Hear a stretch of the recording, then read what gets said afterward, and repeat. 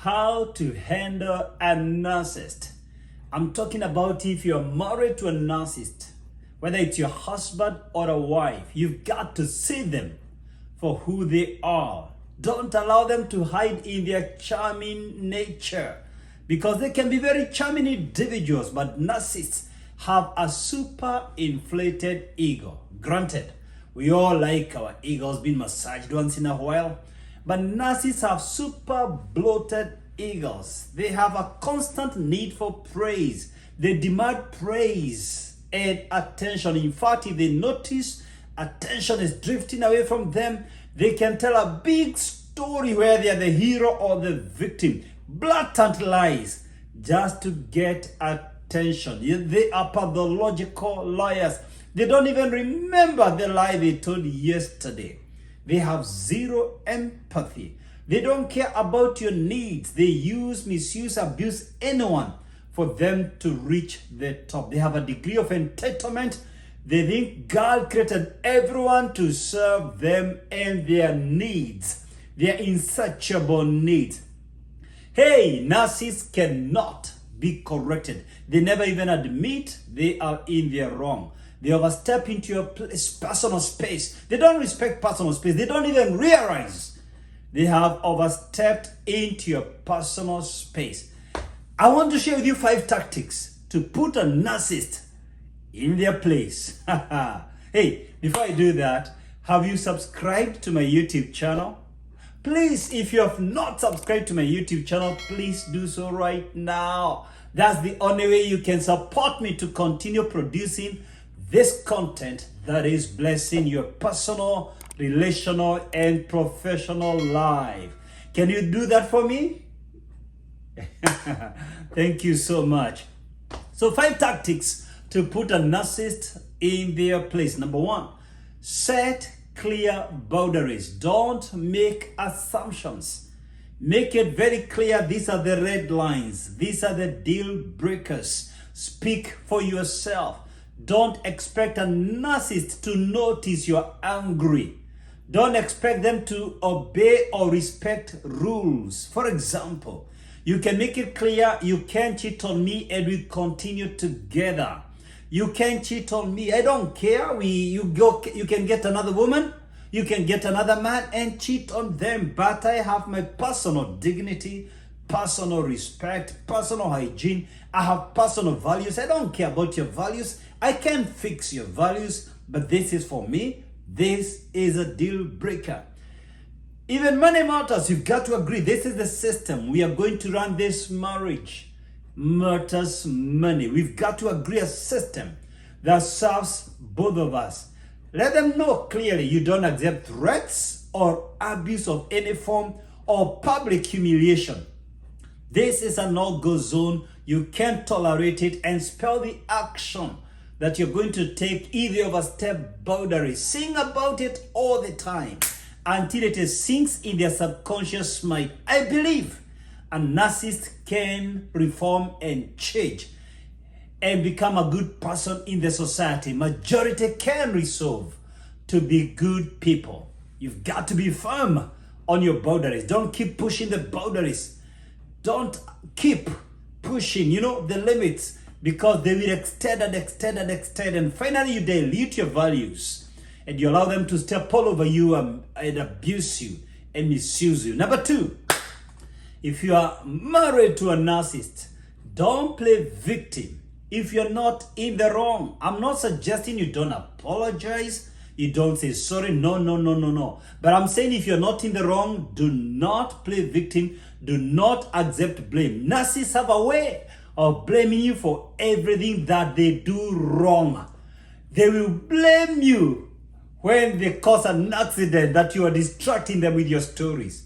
They will blame you when they overcook the meal that you did not do something about it. They will blame you when the computer goes down, as if you are supposed to control all the gadgets. They will blame you for not paying school fees for their own children. They have a way of blaming people for their own action. They will blame you for cheating on you.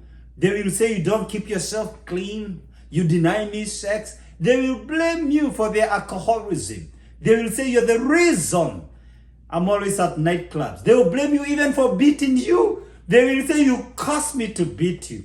You forced me to slap you. They blame you for their own nonsense. Don't accept it. Don't allow anyone to belittle you. Self-love and self-respect must be your guiding principles. Never neglect yourself. A lot of people who live with narcissists, 10 years later, they are cabbages. They have been abused so much by the narcissist and they have absorbed all the blames. They have accepted. They are the reason why he cheated on them. They are the reason why she cheated on them. Or whatever else. They have a way of blaming you for their own messes. You're not responsible for somebody's values. Number 3, demand action, not promises. Remember, narcissists are great liars, but they are very charming individuals. What do? Demand accountability and transparency on 3 things: how they spend their time, their money, and passwords on their phones and laptops and iPads and any gadget. Let me repeat one more time. You've got to agree as a couple that I have a right to know where you are. A narcissist can come home at 2 a.m. and they don't want to be questioned, or they don't even come over the weekend and they don't want to be questioned. You've got to learn to respect yourself.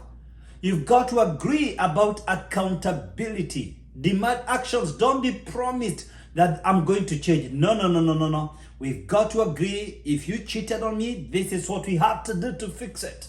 I have to know where you are, with who, at any given moment. I want to know your weekly agenda and your daily schedule. That's my right as your partner, or we dissolve this relationship. You just can't have your cake and eat it at the same time. You've got to come up with a system that creates accountability and transparency in marriage, naked and not ashamed. We can't keep any cards beneath the deck. Tactics to put narcissists in their place. Number 4, find a support system. You see, people with NPD, narcissistic personality disorder, don't even know they have a problem. They need professional help. My suggestion for you is that you need someone. Don't go to your relatives. Even if they're professionals, they will always be seen to be biased. Have a professional person who is your marriage therapist, who sits down with you guys. You don't even need so much of his or her advice. What you need from such a person is to let this guy, to let this woman, to let the narcissist in your life see who they are, to show them where they went wrong. If you have any issue, any case, any disagreement that you are unable to resolve, the two of you, go to your marriage therapist who will give you a third-party perspective, someone who will not be intimidated or cowed down by the narcissist. Remember, it's not just them who need a professional. You too need professional help, because your mental health can deteriorate, your physical health can deteriorate, your judgment can be blurred by constant abuse by a narcissist, because they're control freaks. You may also not realize that you're losing yourself, you're losing your mind. You too may need a professional help. You know, a narcissist will tell you you can't see a counselor. Do not agree to it. This is where you put your foot on the ground. We either seek professional help or we dissolve the relationship. But I'm not going to be the one absorbing all the pain from you. No. If you choose to live with a narcissist, trust me, you will need to work closely with a professional marriage therapist who does not even know your relatives. This person is neutral and objective in all his or her advice. Tactic number 5, when you're dealing with a narcissist, know when to move on. Yes, I mean that. At some point, a narcissist doesn't even realize who they are. There are some narcissists who are too sick for you to help. You may not be the best placed person to help them reform. And I tell you the truth, at some point, you may have to leave the relationship. I know that sounds harsh. Please understand, I strongly believe in marriage. Do not quote me out of context. And I have written several books on relationships. I even recommend one for you, Marriage Works. This is a very powerful book where I have shared the 3 secrets of my marriage with my mercy. This is a very powerful book.